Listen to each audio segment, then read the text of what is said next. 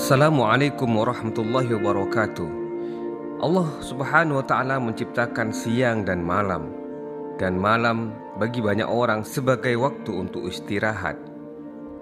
Dalam sebuah hadis yang diriwayatkan oleh Imam Ahmad, bahwa Bara' bin Azih berkata, jika Nabi SAW berbaring hendak tidur, beliau meletakkan telapak tangan kanannya di bawah pipi kanan, yakni dalam posisi miring menghadap kanan.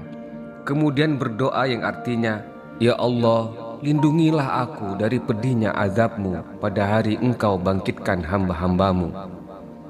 Rabbi qini azabaka yawma tab'atsu ibadak.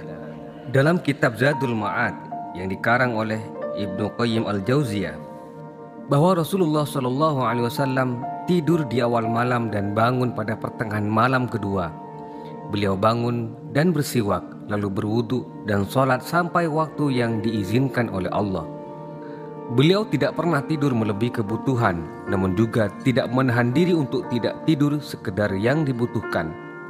Beliau melakukannya dengan cara terbaik, yakni pada saat diperlukan dengan memiringkan tubuh ke arah kanan sambil berzikir kepada Allah hingga matanya terasa berat, tidak dalam keadaan kekenyangan karena makan dan minum, dan tidak langsung bersentuhan dengan tanah, dan tidak berbaring di atas kasur yang terlalu tebal.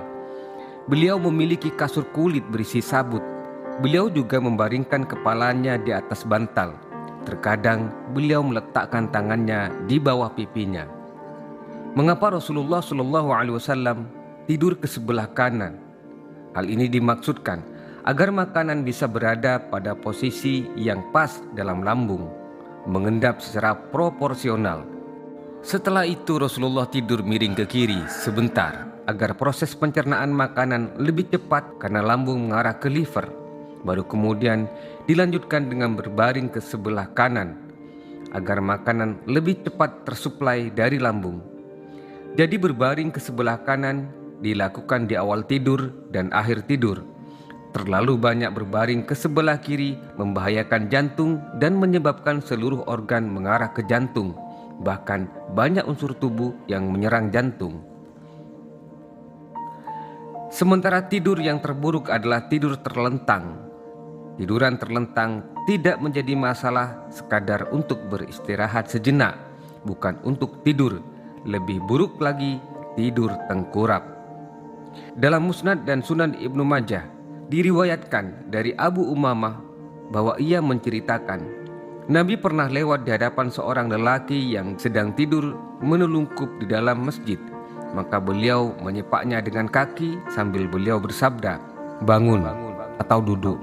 Tidur seperti itu adalah cara tidur para penghuni jahanam.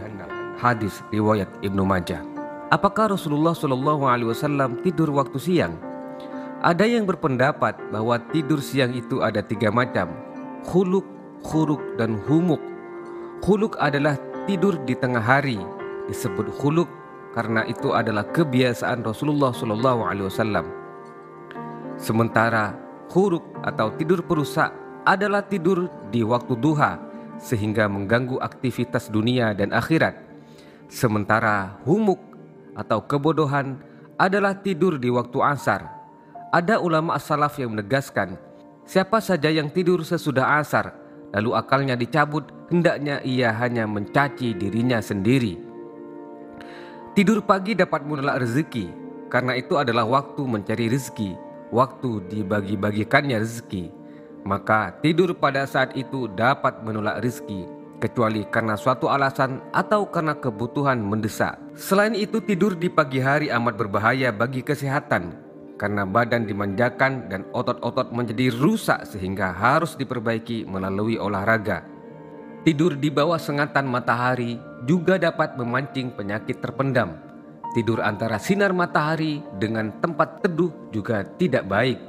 Diriwayatkan oleh Abu Daud dalam sunannya dari hadis Abu Hurairah yang menceritakan Rasulullah SAW bersabda, kalau salah seorang di antara kalian berada di bawah sinar matahari, tiba-tiba terkena teduh sehingga sebagian tubuhnya di bawah sinar matahari dan sebagian lain di tempat teduh, maka hendaknya ia bangkit.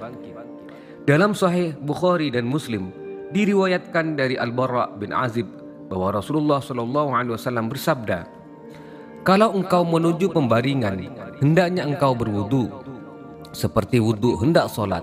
Kemudian berbaringlah ke sebelah kanan, lalu ucapkan, 'Ya Allah, sesungguhnya aku berserah diri kepadamu, mengarahkan wajahku kepadamu, menyerahkan urusanku kepadamu, menyandarkan punggungku kepadamu, karena rasa harap dan takut kepadamu. Tidak ada tempat berlindung dan tempat mencari keselamatan melainkan kepadamu jua. Aku beriman kepada kitabmu yang engkau turunkan, nabi yang engkau utus. Jadikanlah semua doa itu sebagai akhir dari ucapanmu.